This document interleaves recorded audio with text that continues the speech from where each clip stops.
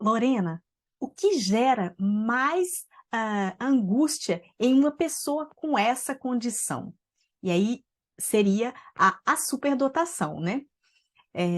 Eu diria que primeiramente, né, que essa angústia, ela seria muito mais o que nós chamamos de depressão existencial, né, um estado de sofrimento que é ligado muito mais ao presente do que um estresse ligado a uma ação no futuro. Daí eu vou trazer para você 10 características da depressão existencial, né, nos superdotados. Ela seria, primeiramente, ligada a uma perda do significado das coisas, né? Pessoas superdotadas tendem a sempre criar muitos questionamentos existenciais, né? Sem, na verdade, poder encontrar respostas ou pessoas com quem elas possam dividir esse questionamento, esses assuntos, né? E aí, isso acaba gerando um vazio muito grande, né? E uma solidão, inclusive. Aí elas perdem o sentido nas coisas e, por vezes, inclusive, o sentido na vida. A segunda característica seria um sentimento de diferença cada vez mais intenso, né? Pessoas superdotadas muitas vezes se sentem radicalmente diferente das outras, né? E quando elas estão deprimidas, esse sentimento de desconexão, ele se torna ainda mais presente e mais doloroso. A terceira característica seria o excesso de pensamentos, né? Quando deprimidos, os superdotados sofrem ainda mais com o excesso de pensamentos que se tornam um real fardo, e aí eles gostariam, né, de poder utilizar, se fosse possível, um botão desliga, né, um botão off, para acabar com essa atividade arborescente, incessante de reflexão. A quarta característica, né, é uma infinita insatisfação em relação às suas criações e ao seu trabalho. Eles se colocam ainda cada vez mais pressão, né, com perfeccionismo muito forte, para fazer cada vez mais e melhor, e de repente eles se sentem cada vez mais insatisfeitos com os seus trabalhos, né, com o seu trabalho e com as suas criações.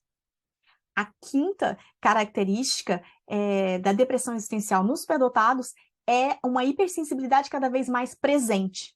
Quando eles estão deprimidos, os superdotados possuem ainda mais dificuldade em gerenciar suas sensações e suas emoções e tentam, inclusive, esconder essa sensibilidade exacerbada, mesmo que isso seja necessário, custe para ele parecer cada vez mais forte, ser um pouco insensível, e isso tem um custo muito grande.